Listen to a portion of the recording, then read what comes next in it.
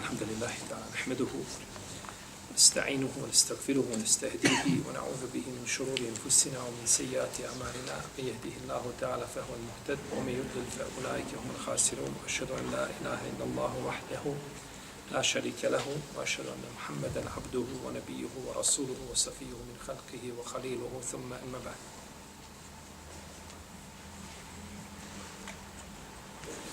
Prvi postupak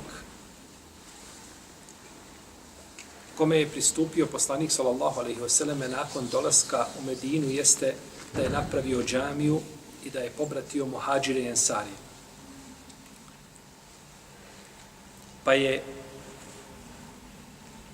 s ovim postupcima Allahov poslanik sallallahu alejhi ve selleme ukazao šta predstavlja temelj, osnovu jednog društva. Napravio je džamiju, jer se u džamiji jača odnos i veza između čovjeka i njegovog gospodara, jer je to njegova kuća. I kako došlo u hadisu, čovjek koji dođe u džamiju, on je došao u Allahovu kuću, on je Allahov gost, a obaveza domaćina je da ugosti gosta. Obaveza, to jeste Allah se obavezao da će čovjeka ugostiti koji dođe u njegovu kuću. Ugostit će ga nagradom koja će mu pripasti na sudnjem danu, tamo na ahiretu, a ovdje će ga ugostiti time što će mu podariti smiraj koji će naći u Allahovoj kući koji nema na drugom mjestu. Pa je džamija u islamu objekat bez koga se ne može zamisliti napredak jednog društva. Ne može se zamisliti taj imanski napredak ljudi, a ne može se zamisliti ni društveni. Jer da bi jedno društvo napredovalo, njihove veze, znači među njima moraju biti jake. A to se ne može ostvariti po klubovima, po kafanama, čajđinicama. To se može na fudbalskim stadionima. To se može stvariti u džamiji. U džamiji se ljudska srca vežu. Pa je uzvišeni Allah azza wa jalla spomenuo u Kur'anu na nekoliko mjesta svoje džamije. Kaže uzvišeni Allah: fi buyutin adina Allahu an turfa wa yuzkara fiha ismuhu yusabbihu lahu fiha bil guduwi wal asali rijal. U kućama Allahovim koje se njegovom voljom podižu i njegovo se ime spominje, u njemu ga slave i veličaju ujutro i naveče muškarci, ljudi, iskreni Allahovi robovi. I kaže uzvišeni Allah: وَأَنَّ الْمَسَاجِدَ لِلَّهِ فَلَا تَدْعُوا مَعَ اللَّهِ أَحَدًا فَلَا تَدْعُوا مَعَ اللَّهِ أَحَدًا. I džamije su Allahu pripadaju i nemojte pored Allaha drugog gospodara prizivati. وَأَنَّ الْمَسَاجِدَ, ovdje je mesadžid, množina od riječi mesdžid, a to je znači objekat, odnosno mjesto gdje se Allahu na seždu pada. A po drugom slabijem tefsiru bi ovo značilo da je ovdje mesadžid množina od riječi mesdžed, a to su dijelovi tijela sa kojima se čini sežda. Pa bi značenje ajeta bilo i vaši dijelovi kojima činite seždu, a to je tih 7 koji su došli u hadisu Ibn Abbasa, je tako kada je pokazao na čelo, misleći nos i čelo, na ruke, koljena i noge, pete, odnosno prste, jel, kada se podviju. Ti dijelovi pripadaju Allahu i nemojte sa njima nikome drugom na seždu padati osim Allaha. Iako je ovdje ispravnije da se misli na el-mesadžid, da su to znači objekti koji pripadaju Allahu. Allahove kuće, pa nemojte u njima, a svakako ni mimo njih nemojte šta? Allahu drugog ravnim smatrati, nemojte znači drugoga nikoga dozivati, niti nekoga drugog jeli moliti. Pa su džamije Allahu najdraža mjesta i to su njegove kuće. Došlo u hadisu kod Muslima da je poslanik sallallahu alejhi ve sellem rekao: "Ehabbul biladi ila Allahi mesajiduha." najdraža mjesta Allahu su džamije. Najdraže gdje može čovjek doći jeste džamija. I zato, znači, onaj ko veže svoje srce za džamiju i odrasta u džamiji, nije kao onaj koji odrasta tako na drugim mjestima. Jedan nam je šejh pričao da je, kaže, kada bi nam god babo zaganjao sa nečim da me izudara, kaže, ja pobjegao u džamiju. U džamiju bježi. U njega je džamija bilo skrovište. I dok uđe u džamiju, babo neće za njim u džamiju, jer to onda nosi i posljedice negativne za sobom, tako, nego on osjeti da je džamija njemu šta? Znači, mjesto gdje se osjeća bezbjedni. I u džamiju, kad uđem, nikome ne dira. I džamija bi trebala da bude takva, da je bezjedna i da je dovoljno široka, znači za sve ljude i za sve dobronamjernike koji dođu u džamiju, džamija bi trebala biti dovoljno široka, taman bila i krcata i pola. Taman jedni drugima seždu na leđima činili, ona bi trebala dovoljno biti široka u tom smislu da svako ima pravo i da je to Allahova kuća i zbog toga mnogi ljudi griješe kada dođe do toga da se popuni saf, je tako, dok staneš pored njega u saf, kako je rekao Enes ibn Malik, kada je spominjao određene sunnete, kaže, kada bi tako danas neko od nas praktikovao, kaže, vidio bi čovjeka kao uznemirenu mazgu u safu. Dok se malo saf sbije, odmah se on kome, on osti pritisak nekakav, on bi volio da je to, je tako, saf sa 5 zvjezdica. Da je to komodno, da je to, je tako, između njega i drugog, da može on se i okrenuti. Džamija, što je tješnja, tebi je manje prostora. Pa ćeš ponekad imati prostor samo gdje ti noge stoje i da možeš disati da živi žiđeš iz džamije. Jer je puna džamija. Svako bi ušao u džamiju. Niko ne voli, nikome nije zanimljivo napolju da stoji na minusu tamo i da klanja teraviju ili da ovisno ili kada je. Ili bajde misliš o tome. Pa je to znači Allahova kuća i treba imati znači dovoljno razumijevanja za svakoga, a najdraže mjesto znači gdje čovjek može doći vjernik stvoritelju te barak tala jeste džamija. I stoga je u džamiji neispravno činiti ono što nije od vrste ibadeta ili što nije u najmanju ruku mubah. To je nekakav minimum da čovjek siđe, ne bi trebao ići do njega, međutim minimum da dođe do mubaha. Pa zato je u džamiji zabranjeno kupovanje i prodavanje. I dozvoljeno je doviti protiv trgovine onoga ko tako čini. Da mu trgovina ne uspije. Jer ti došao se na pogrešno mjesto, znači da trguješ. Kao što je zabranjeno čovjeku da traži izgubljenu životinju u džamiji. Džamija nije oglasna ploča. I svako izlazi, onaj izgubio ovo, ovaj traži ovo, tako, posle džume, ovaj bi kupio sebi auto, ovaj bi sebi kupio namještaj, ovaj bi imao neko da prodaje, ima neko da iznajmljuje stan. Nije džamija napravljena za to. Džamija je napravljena da bude mjesto gdje će ljudi se obraćati svome gospodaru i njega doviti, a dunjaluk ti je bio širok kad izješ napolje, traži sebi od Allahove dobrote, femšu fi menaqibiha wa kulu min rizqihi, hodaj po dunjalučkim prostranstvima i traži se opskrbu koju je Allah spustio za svakoga od nas. Pa je bilo među tabinima ljudi, kada čuje da neko prodaje u džamiji, kaže mu, idi, kaže, na dunjalučku pijacu i prodaje, ovo je ahiretska pijaca. Ovdje se kupuje i prodaje za ahiret.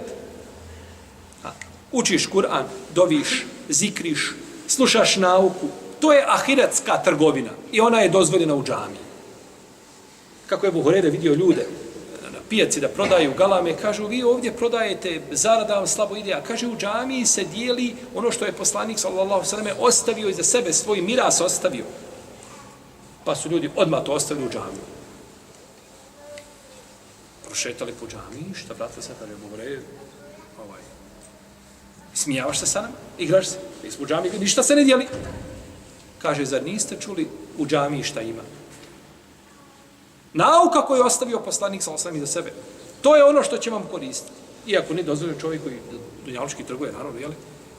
Čovjek mora živjeti od nečega. Međutim, ne smije se džamija pretvoriti u sve više nego u džamiju. Džamija je od ezana do El Fatiha. To je džamija. Dok je namaz. A nakon toga više nije džamija, sve mimo džamija. Ne može tako biti. Džamija i kad ikoga nema u džamiji, to je džamija. I mora imati, znači, svoj hurmet, i mora imati, znači, svoju svetost, u smislu da to ne smije skrnaviti, znači ničim, i nećemo kazati, eto, budući sada nema nikoga u džami, idite prodajte, trgujte u džami. Ne. Džamija je džamija i ostaje to što jeste, znači, i jeli, zbog čega je napravljeno. Imam Buharija zabilježio u svome sahihu od Esaiba ibn Jezida, kaže, došao sam u džamiju i stao da klanjam, pa me, kaže, neko gađao kamenčićima. Pa sam se, kaže, nakon toga okrenuo i vidio da je Omar, halifa, kaže, idi, kaže, i dovedi mi onu dvojicu ljudi što su sjedli u džamiji. Kaže, pa sam otišao doveo i pitaj, odakle ste vas dvojica? Kažu iz Taifa. Tu su oni u blizini, znači Mekke, 100 kilometara. Kaže da ste, oprostite, to je bilo u Medini, oni kažu mi smo iz Taifa, znači oni su u blizini Mekke bili. Kaže, da ste bili, da ste ovdje, kaže, strunici Medine, sad bi, kaže, batine dobro.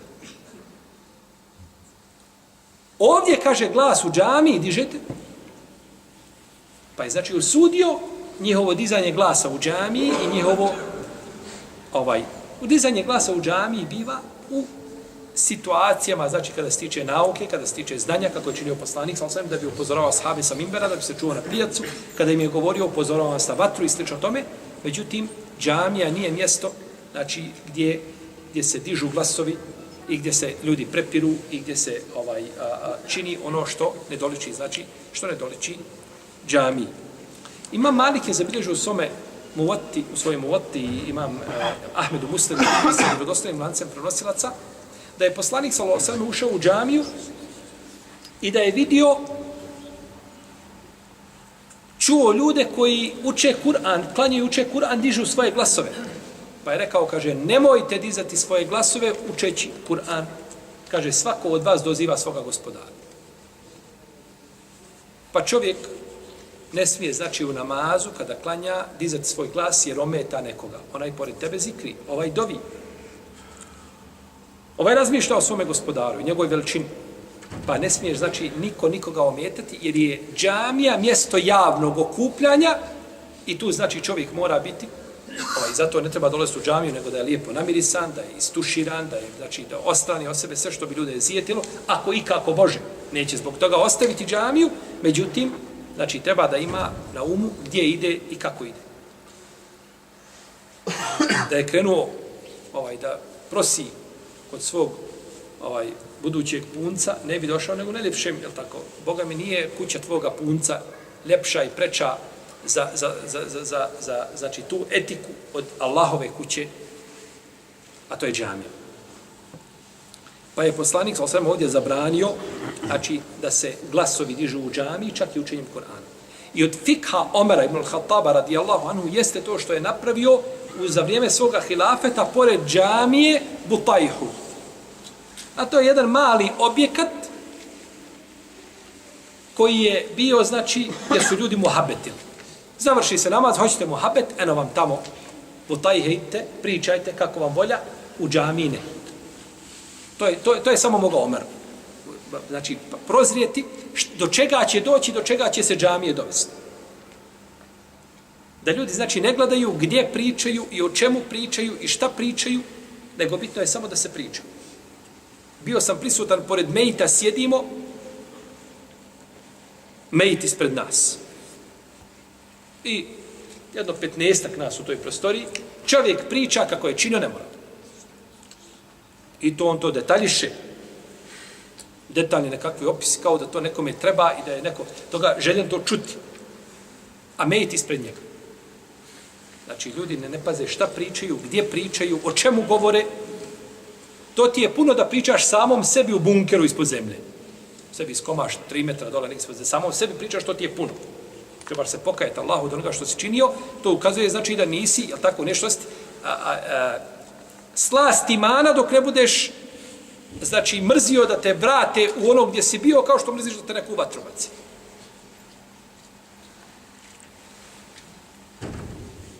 Pa je Omar radijallahu ta'ala anhu, znači, odvojio ljude da bi džamija sačuvala onu prvotnu svoju namjenu, a to je, znači, da bude mjesto gdje će se spominjati, jeli, uzvišeni gospodar Tebarake o Teala.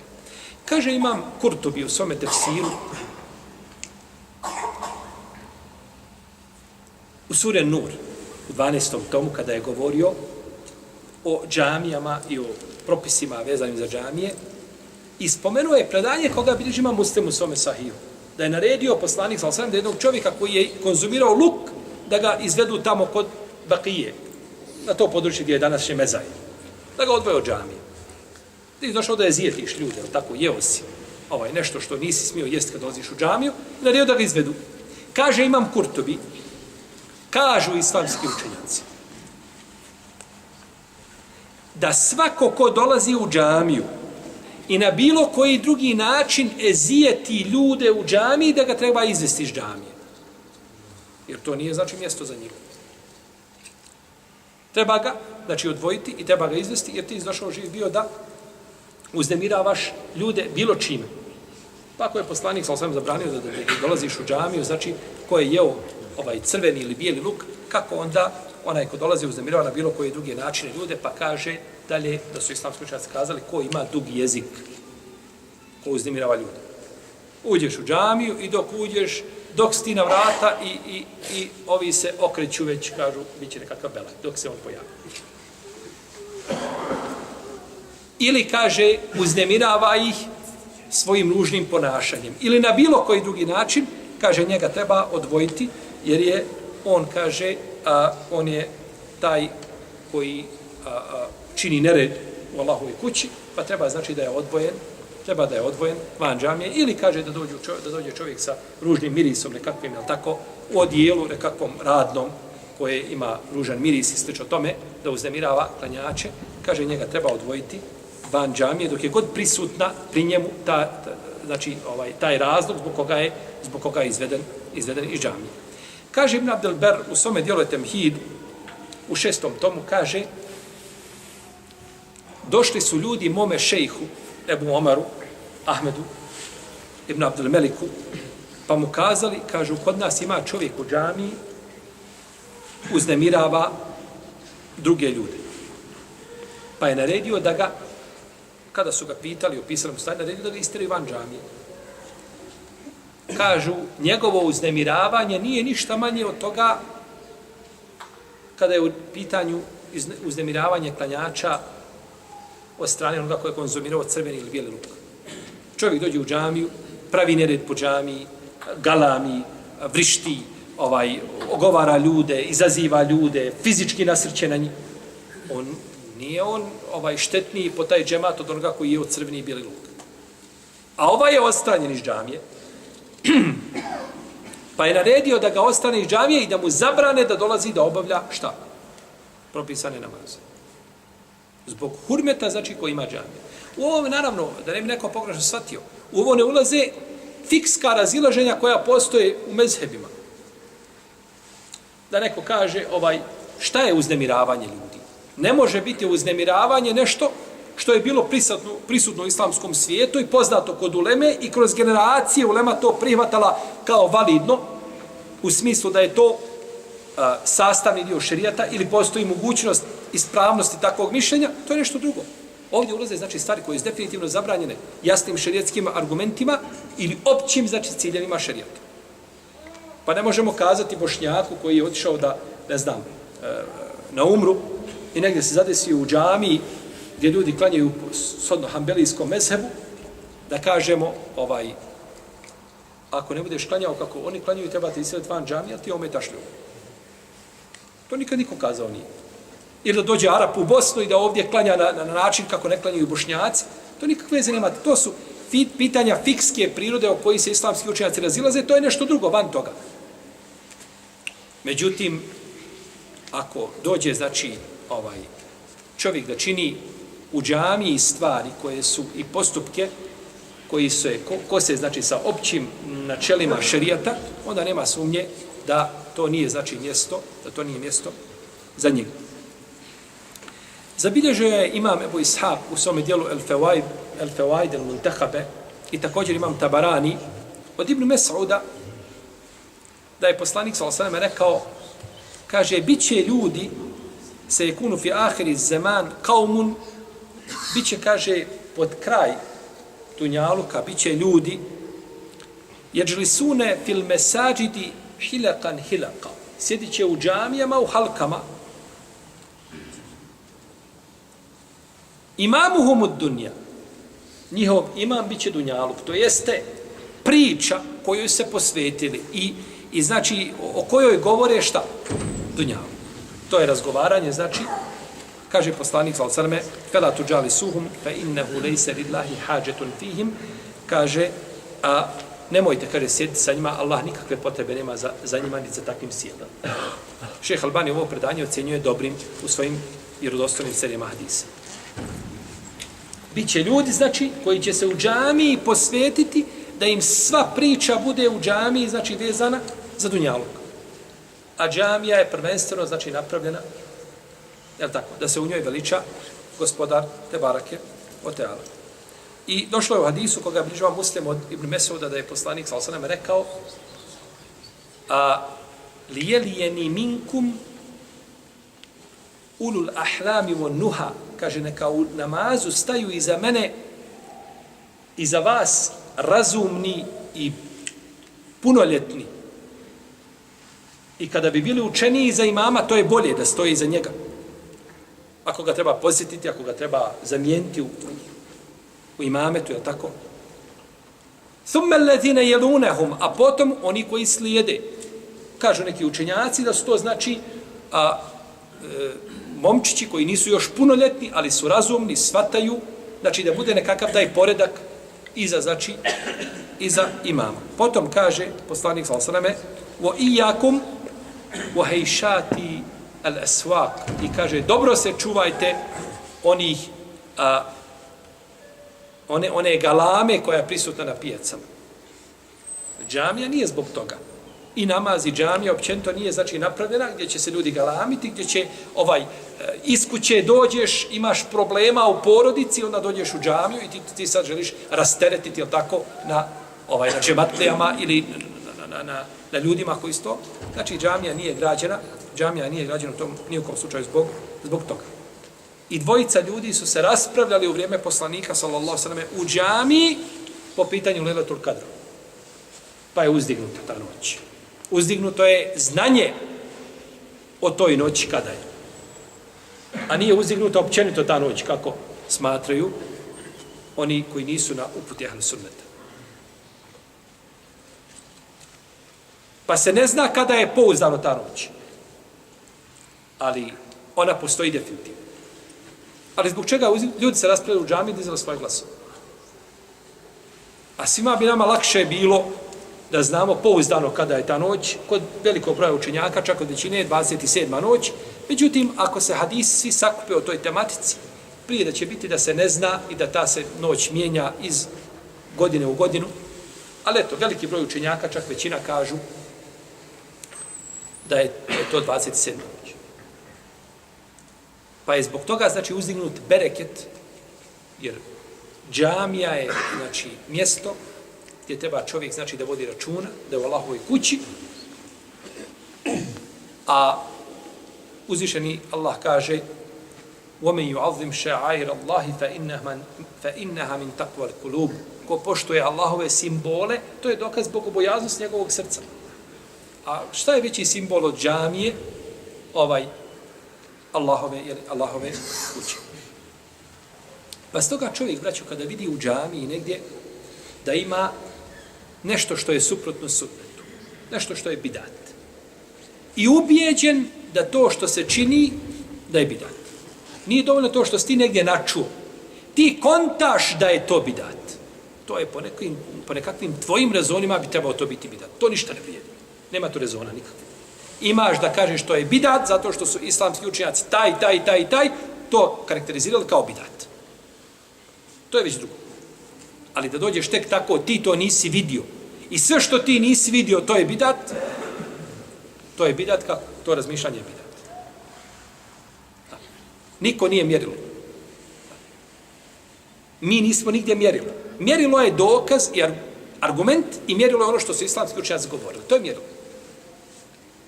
A u protivnom znači da čovjek samo od sebe, zato što on to nije vidio i nije to čuo i da on to smatra bidatom, to je definitivno pogrešno, jer je šerijat puno više od toga što znamo ja i ti, što znaju mnogi drugi. Šerijat je znači puno širi od toga, pa treba se čovjek znači obrati ako ne zna, onima znači koji poznaju i koji jeli i koji znaju. Vidio si u džamiji bidat. Mi moramo znati, draga braćo, da je islamski svijet pun bidata. I bidati nisu prisutni samo u Bosni i Hercegovini, ili na Kosovu, ili u Makedoniji, ne znam, u Turskoj. Ili... Cijeli islamski svijet je preplavljen preplavljen bidatima. Da problem bude još veći, mnogi od tih bidata tiču se akaida. U islamskom svijetu, koji su čisti širkijati, bez razilaženja među islamskim učenjacima. Kod velikog broja ljudi zastupljen, zbog njihovog džehla i neznanja i tako dalje, upali su znači u probleme koji su puno veći od bidata koji su vezani za fik. Pa kada vidimo da nešto nije u redu negdje i ubijeđeni smo da to ne odgovara znači šerijatskim argumentima, niti onome na čemu su bili islamski učenjaci, onda čovjek znači treba gledati kako se to može liječiti i kako se to može popraviti tako da ne napravi znači gore. Da ne napravi gore. Mi imamo danas u arapskom svijetu, tamo gdje bi trebalo biti najbliže izvori, najčišće, naići na nekakve bitke. U 2 harema se i dan danas prenose tekbiri, teblik, iza imama. I to je bidat. Prenošenje bez potrebe je bidat. I to imaju u drugim mnogim džamijama, znači u islamskom svijetu, ali govorimo ovdje o Mekki i o Medini zato što one imaju posebno mjesto u srcu svakog vjernika. I očekujemo da tu bude, gdje je izvor, da tu bude voda najčišća. Međutim, imamo taj bidat koji se nije mogao, evo, za ovo godina,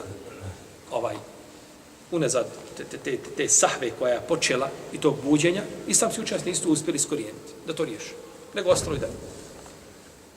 Nije nam prenešeno da je neko od islamskih učenjaka pokušao na silu da to promijeni. Uđe gore kod onoga, tako, muezina i polupa mu mikrofone. To će mikrofon, ima dole Efendija, ima mikrofon, klanja Mahira, čujemo svi kad nam uči, ili tako, i Šurejma, i to je to. Što ćeš nam prenositi? I polupa mu gore onu prostoriju gdje ezan uči. To niko dole meni uradio. Niti je razmišljao tako, niti je podstakao nekoga da tako radi. Jer se tako ništa promijeniti neće. Pa ponekad može čovjek vidjeti da nešto u džami ili na drugom mjestu nije bitno, nije u redu, međutim metod kojim ti želiš da promijeniš može napraviti samo šta? Gore. I nema sumnje da to, kako je šejh Islam ibn Kajim podijelio, znači stepenovanje pozivanja na dobro i odvraćanje od zla, da to odudara i da je odvraćanje od zla, kada ćeš napraviti veće zlo, zabranjeno. Bolje je da ostane manje zlo, nego znači da čovjek napravi znači svojim odvraćanjem veće zlo. Pa čovjek kada vidi da nešto nije u redu i ubijeđen je da nije u redu, treba gledati kako će to promijeniti. Da kažemo, čovjek smatra da ne treba klanjati 20 rekjata teravije, nego treba 8. I da smatra da je to bidat. Iako nije bidat. Klanjanje 20 rekjata teravije nije bidat. Od vremena Omara, radijallahu anhu, ljudi klanjaju i kroz generacije su prošli. I ashabi klanjali, i tabini, i kroz generacije većina ummeta je klanjala 20 rekjata. I kod većine islamskih učenjaka je 20 rekjata je više od toga. I poslanik sallallahu alejhi ve sellem kaže noćni namaz je 2 po 2, a kad se pobojiš zore završi sa 1. Nije ograničio da ne smije biti više od 8. 8 kad bi bilo i 3 bilo bi bolje. To bi bilo bliže onome kako došlo od ishod kod muslima. Kako je poslanik sallallahu alejhi ve sellem činio. Međutim, nije ograničio da ne smije biti više od toga. Pa da se poveća broj rekjata, da se skrati učenje zato što ljudima teško stojati, nije problematično. Ali hajde da kažemo nekome da je ili da mu damo za pravo da je pogodio u svome mišljenju i da je 20 rekjata bidat. Kako ćeš ti promijeniti 20 rekjata ti? Tako što ćeš nakon 8 ustati i proderati se na ostale klanje, na ljude u džamiji i zabraniti im da klanju ili fizički ispriješ, tako se dešava. Kroz generaciju tako neko radio. Tespih u džamiji. Da uzmemo, islamski učenjaci se razilaze po pitanju tespiha, jel se možete spihati, jel to sredstvo? Nema sumnje da je bolje tespihati na prste, jer će čovjek prst će biti pitan na sudnjem danu i pričat će kako došlo u Ebu Davudu njegovom sunnetu. Međutim, ima učenjaka, savremenih koji iskazali da je to novotarija. Dobro, novotarija. Kako ćemo to promijeniti? Jednostavno, uđemo u džamiju, pokupimo tespihe i u smeću. Tako se mijenja. Tako radili islamski učenjaci. Tako nas poučili da radimo. Ali ako su nas poučili tako, hajmo odmah ih kupiti po svim džamijama. Ako su islamski učenjaci kazali, tako se mijenja bida, da uđeš u džamiju, da pokupiš tespihe i baciš ih u smeće, nema sumnje, trebamo tako svi raditi. Samo mi daje te učenjake koji su to kazali, molite. Da se tako mijenja problem u džamiji. Ti ako želiš nekome izbasiti novotariju, kažemo, ako znaš sigurno da je novotarija, i razlika je, braćo, između novotarije, kod koje postoji razilaženje među ulemom, postoji, ne znam, ulema koja je kazala da to može proći, da se to može praktikovati, i novotarije koju su svi odbacili. Kao salatul regaib. Salatul regaib svi islamski učenjaci to odbacili. Definitivno, kompletno svi kažu da su namazi o tome lažna poslanika sallallahu. Za razliku od postupka ili od namaza kao salatu tespih, koji bi mogao biti novotarija, a ne mora. Jer hadisi o tome su pitanje prihvatanja i odbacivanja predaja koji su došli sa različitim putevima i neki su islamski učenjaci prihvatili, drugi odbacili, pa je razlika između jednog i drugog. Ovo nema nikakvog utemeljenja, čista laž kod svih islamskih učenjaka, dok vamo kada gledate salatu tespih kod mnogih islamskih učenjaka, taj namaz ima utemeljenje. Pa je razlika čovjeku, znači kako će pristupiti jednoj i drugoj novotariji. Da znaš da li to što se čini, da li odgovara mezhebu koga ljudi slijede ili ne odgovara. Jer sve što odgovara jednom mezhebu, to je pod kapom šerijata, taman bilo i slabo mišljenje. Molim vas da me slušate da me razumijete. Bilo koji mezheb, imamo mišljenje u mezhebu i zastupa ne učenjak jedan od mezheba, iz mezheba određenog odabrao to mišljenje i kazao suprotno svojim, znači, kolegama iz tog mezheba, ne učenjacima, nego mezheb se složio da je, kažemo, to je pod kapom šerijata, taman bilo slabije mišljenje. Ali njemu se pristupa drugačije. Zato to što su kazali, to mišljenje koga su kazali su ga ljudi koji imaju pravo da govore o vjeri i da ičtihade i imaju pod navodnim znacima pravo šta da pogriješe. A ja i ti nemamo pravo da pogriješimo. Da ja i ti izmišljamo i ičtihadimo, tako razmišljamo i dođemo do nekakvih zaključaka i kažemo suprotno islamskim učenjacima. To nije naše.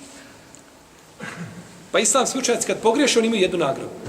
I onda se kaže to je slabije mišljenje, a neće znači dovesti do stepena prozivanja novotarima, jer moraš prije toga prozvati sve islamske učenjake novotarima zbog toga što su to uradili. Pa to je, kažemo, slabije mišljenje koje nije građeno na argumentu i slično tome, ali mu se pristupa, znači, na jedan potpuno, znači, potpuno drugačiji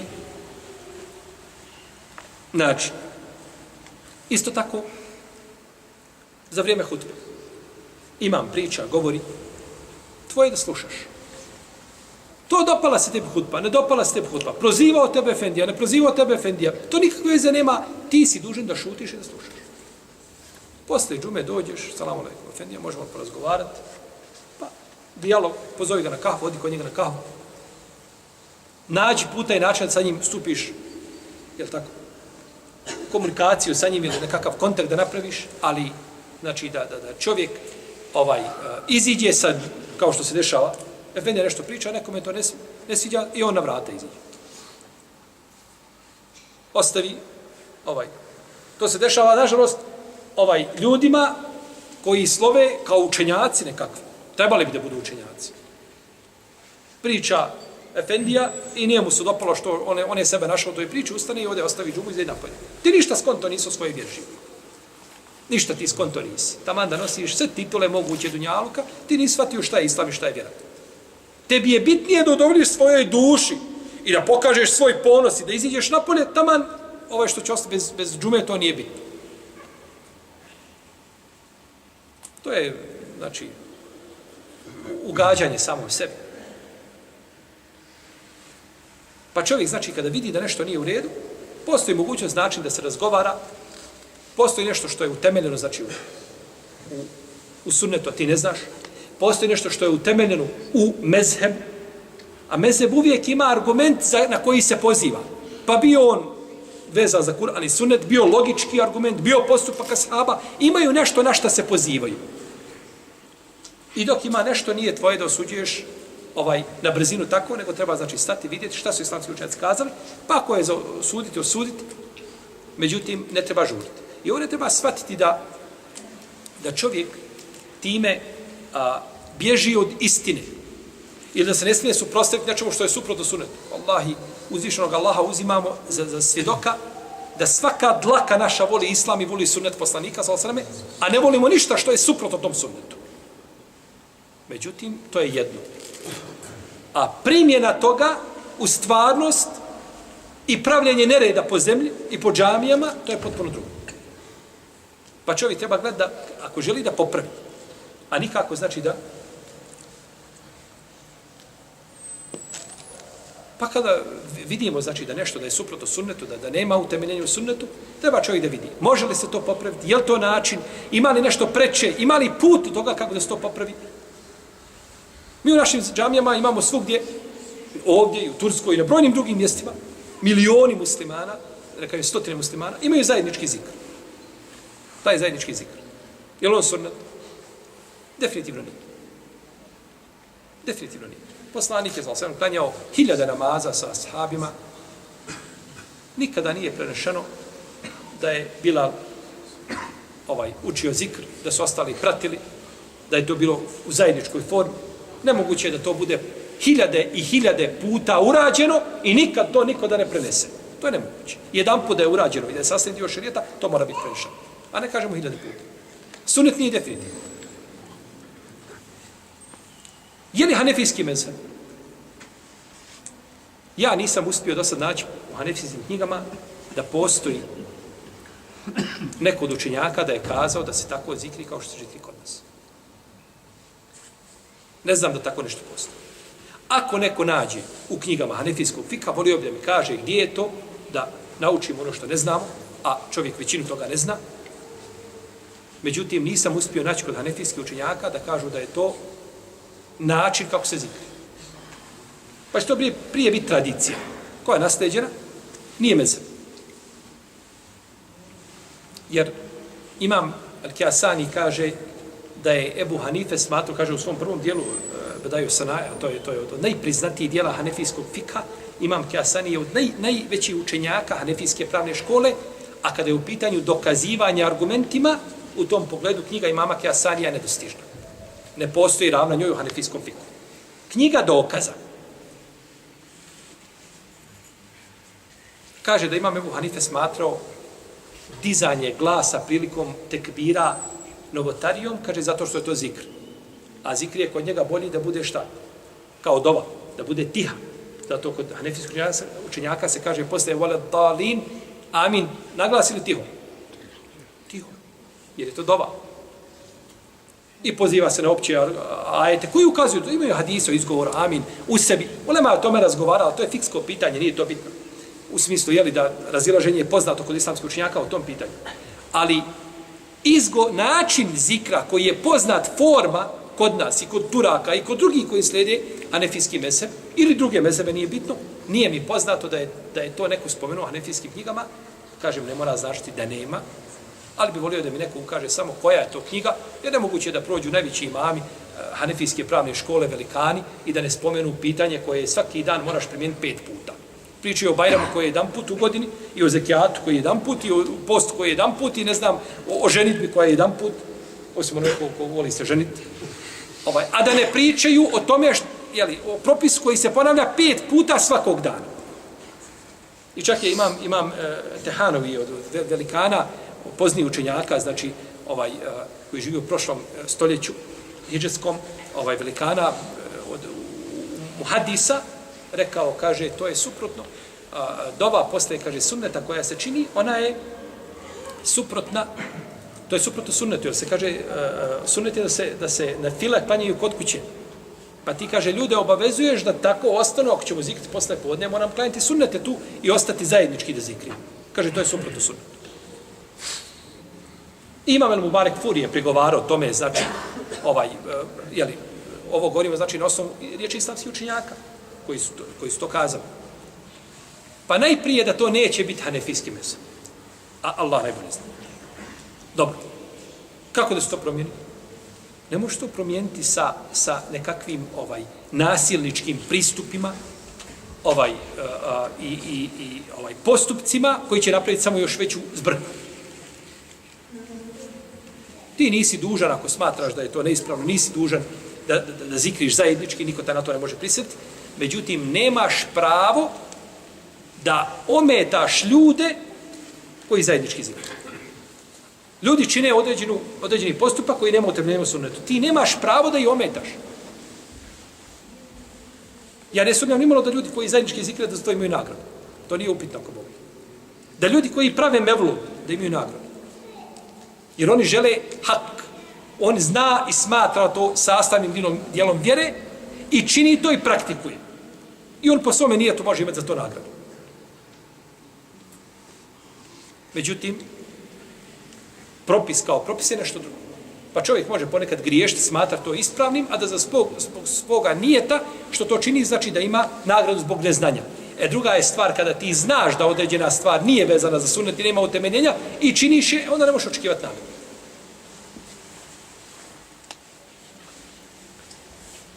Pa je pristup, znači, problemima treba biti, znači, na način kako su to islamski učenjaci pojasnili.